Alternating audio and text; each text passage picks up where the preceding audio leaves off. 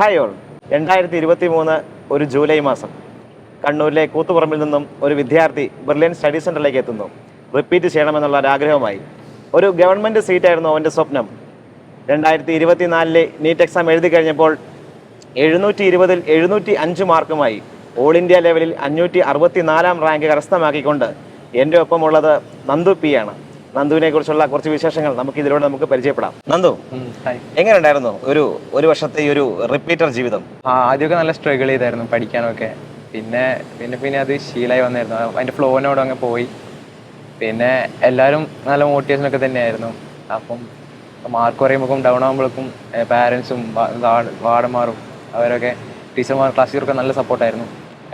ഞാൻ സാറുമാരോടൊക്കെ lecture process റൂമിൽ പോയിട്ട് ഓരോ സബ്ജക്റ്റ് പോലും എങ്ങനെ പഠിക്കണം എന്നൊരു ചോദിച്ചായിരുന്നു. അതൊക്കെ സാറുമായി പക്ക പറഞ്ഞു തന്നായിരുന്നു.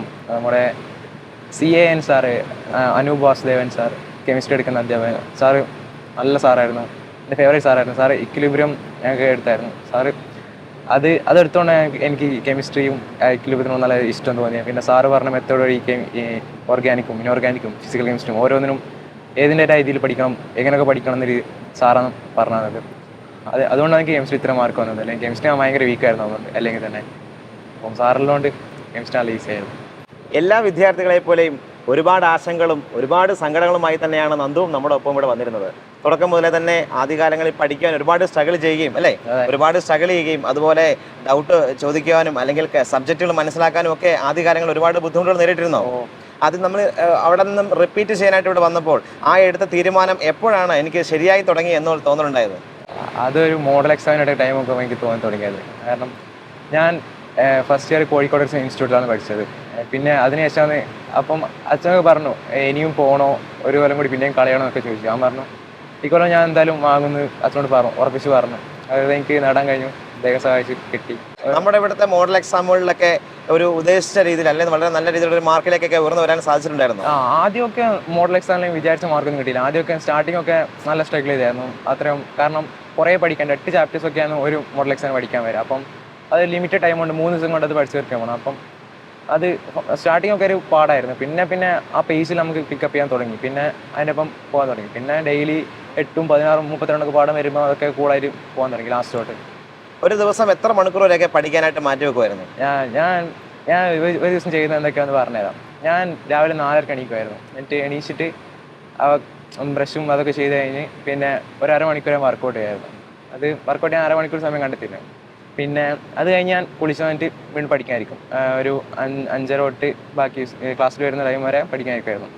പിന്നെ ക്ലാസ് ടൈമിൽ ക്ലാസ് കഴിക്കുമായിരുന്നു. എന്നിട്ട് വീണ്ടും ഹോസ്റ്റലെത്തിയിട്ട് വീണ്ടും കുളിച്ച് വീണ്ടും പഠിക്കായിരിക്കും. ഫുഡ് കഴിക്കുന്ന ടൈം വരെ പഠിക്കാനായിരിക്കും. എന്നിട്ട് ഫുഡ് കഴിച്ച് വന്ന് കുറച്ച് സമയം റിലാക്സായി എന്നിട്ട് വീണ്ടും ഒരു 10:30 വരെ പഠിക്കും. എന്നിട്ട് ഞാൻ കിടന്നു. അങ്ങനെ 10:30 തൊട്ട് 4:30 വരെ ഉറങ്ങുമായിരുന്നു. ഏകദേശം ഒരു 13 മണിക്കൂറോളൊക്കെ ഒരു ദിവസം കിട്ടുമായിരുന്നു. നന്ദുവിന് ഈ ഒരു മാർക്കിലേക്ക് എത്തിപ്പെടാനായിട്ട് നന്ദുവിനെ സഹായിച്ച വ്യക്തികളെ കുറിച്ച് ചോദിക്കുകയാണെങ്കിൽ ആരെക്കുറിയായിരിക്കും പറയുക? ഒന്ന് മെയിനായിട്ട് തന്നെ എൻ്റെ വാർഡനായിരുന്നത് ഇദ്ദേഹം തന്നെയാണ്.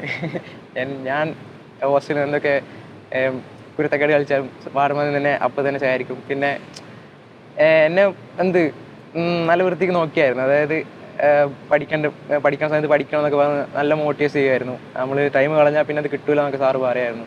അപ്പോൾ അതൊക്കെ ഞാൻ ഉൾക്കൊണ്ട് വന്നിട്ട് ഇപ്പം ഇത്രയും മാർക്ക് കിട്ടിയ സാറിന് മെയിൻ റോൾ വഹിച്ചത് കാര്യം.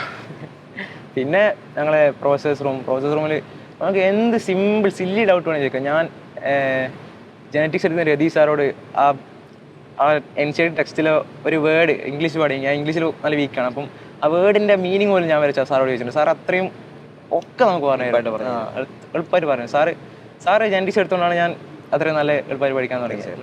അതുപോലെ മോഡൽ എക്സാമുകളും ലേണിംഗ് ആപ്പിലും ഒക്കെ ഒരുപാട് ക്വസ്റ്റ്യൻസ് ഒക്കെ ചെയ്ത് നോക്കിയിട്ടുണ്ടോ?